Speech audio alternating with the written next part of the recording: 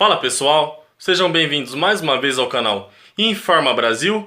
Eu sou o Júnior e olha só pessoal, como vocês sabem, o senador Cajuru já se pronunciou diversas vezes contrário à reforma da Previdência. Ele é um dos grandes defensores do povo que a gente tem no Senado e que sempre se dispõe a lutar pelos anseios do povo. E olha só, dessa vez ele fez um pronunciamento implacável contrário à reforma da Previdência. Ele levantou a bandeira do povo e criticou totalmente essa proposta de reforma da Previdência. Veja o discurso implacável do senador Cajuru. Eu quero me aprofundar um pouco mais aqui, também em um riquíssimo artigo que virou vídeo nas redes sociais. A reforma da Previdência.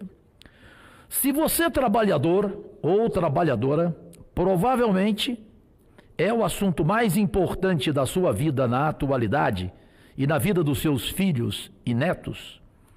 Essa reforma, se for aprovada, vai ser o maior ataque ao direito do povo brasileiro da história da nova República.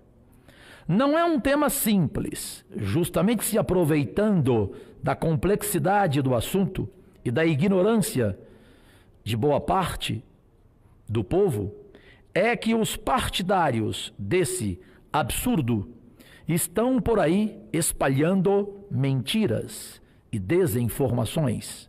Não é à toa que Michel Temer, em 2017, gastou 110 milhões de reais do orçamento público para financiar a propaganda a favor da reforma da Previdência. Ou seja, o nosso dinheiro, o seu, que deveria ser usado para fazer creches, escolas, hospitais, sendo utilizado para nos enganar ou para vos alienar. Aqui eu tenho valores. A maior emissora recebeu 36 milhões, a segunda 10 milhões, a terceira 10 milhões e assim vai.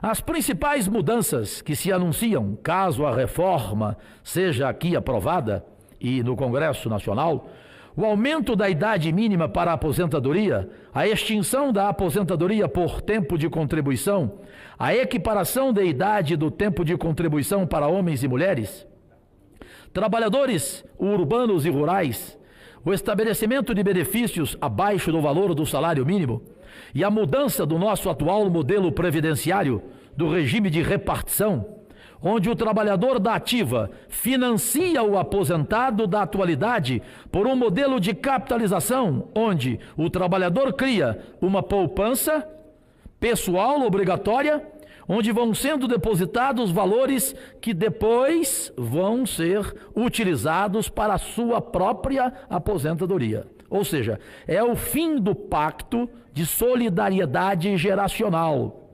É cada um por si. Em um país com 30 milhões de trabalhadores informais e 13 milhões de desempregados, isto significa uma dificuldade enorme, abismal, para que a maioria do povo acesse a uma aposentadoria digna.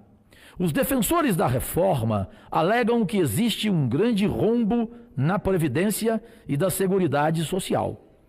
Mas será que esse rombo existe? Pergunto, humildemente. Ou seria, senador Regufe, um rombo da Previdência e não na? Não existe esse rombo da Previdência, da Seguridade que eles tanto alegam por aí. Não. Isso é uma mentira, baseada em uma fraude, senador Teomário, senador Chico, em uma fraude contábil. Isso é uma falácia, presidente Paulo Paim, especializado maior em proteção ao trabalhador e em assuntos do mesmo. A Seguridade Social, o sistema de proteção composto por um tripé, qual seja, a assistência social, a saúde e a previdência, ela foi criada pelo artigo 194 da Constituição Federal, a lei maior que rege esse país. E logo, no artigo seguinte, o 195, se estabeleceu um modelo de financiamento para a Seguridade. Afinal de contas, não é barato garantir uma saúde universal, benefício para quem precisa, e aposentadoria digna. E é por isso que este artigo elenca 3 principais fontes de receita. A primeira do próprio trabalhador, no qual é descontada uma parcela direto da sua folha de pagamento para contribuir com Seguridade. A segunda, do empregador, também contribui com uma quantia para isso. A terceira vem do Estado, e no Estado completa esse recurso através de uma série de tributos estabelecidos e vinculados especificamente para isso.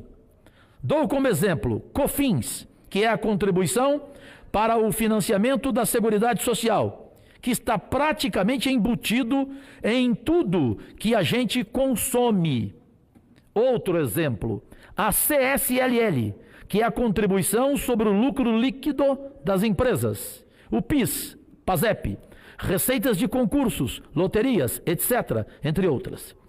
Esses recursos tributários estão vinculados constitucionalmente à Seguridade e são a garantia de que ela vai continuar funcionando.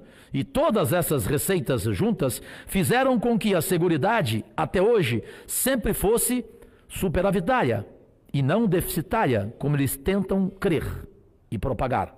Alguns anos depois do governo de Fernando Henrique Cardoso, ele estabeleceu uma coisa que mais tarde viria a se chamar DRU, que é a desvinculação das receitas da União. Isso fazia com que esse recurso, que estava vinculado originalmente à Seguridade, pudesse ser utilizado para outras finalidades que ele por si próprio decidisse. Naquela época, foi estabelecido o valor de 20% de desvinculação. Em 2016, o Michel Temer aumentou esse valor para 30%, senador Paim sabe muito bem. Só em 2017, foram 113 bilhões de reais retirados pelo DRU, pela famosa DRU, da Seguridade. E sabe para onde foi, para onde vai esse recurso? Quem sabe? Quem pode me responder? Vai para pagar juros e amortização da dívida pública.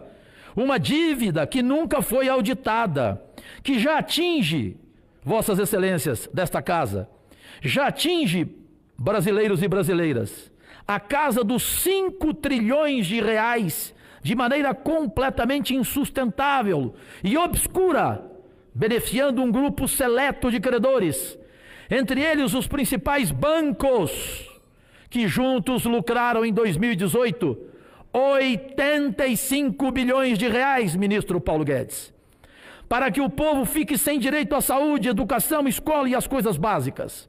Numa estimativa conservadora, hoje 30% de todo o orçamento público está comprometido com o pagamento dessa tal dívida. Metodologia de cálculo do governo que não leva em consideração alguns tributos e também não considera a DRU, e é por isso que eles alegaram que em 2017 o rombo da Previdência chegou a 292 bilhões, ou seja, repito, uma fraude contábil, uma disputa de narrativa para justificar a necessidade dessa reforma. Tem 2 trabalhos muito bons que desmascaram isso. Um é da professora Denise Gentil, da Universidade Federal do Rio de Janeiro, onde ela fala sobre a política fiscal e a fraude da Previdência, com o trabalho de doutorado dela e outro trabalho da ANFIP, a Associação Nacional de Auditores Fiscais, da Receita Federal do Brasil. E eu estive reunidos com muitos deles em Goiânia, Goiás. Ele, na verdade, ele desmonta e faz uma análise profunda em 12 páginas nos cálculos da Previdência, receitas e despesas de 2017. Para concluir, como essa fraude é fabricada, agora se você se afastar um pouco desse problema localizado da Previdência, entender que esse discurso falacioso, a gente pode sim alegar que nós temos, sim, um problema de orçamento público sistêmico maior para encarar e resolver. Mas a grande questão que fica é por que a resolução desse problema da Previdência vem às custas do sacrifício do trabalhador, do povo, quando existiriam outras alternativas, ou não, pergunto humildemente. Só em termos de sonegação fiscal, acumulada até hoje, grandes empresas como a JBS, Tijoesley, o Bradesco, a empresa Vale, estão devendo 450 bilhões apenas no que diz respeito a débitos previdenciários. Eu repito, 405 bilhões. Outra questão.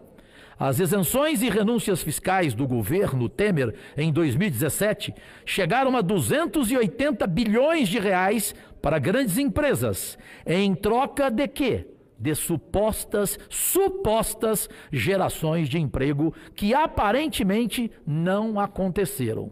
Por último, se também tem o refis, que o refinanciamento da dívida das grandes empresas é no valor de 62 bilhões de reais em 2017, ou seja, se juntar tudo isso aí, presidente Paulo Paim, dá quase 1 trilhão de dívida.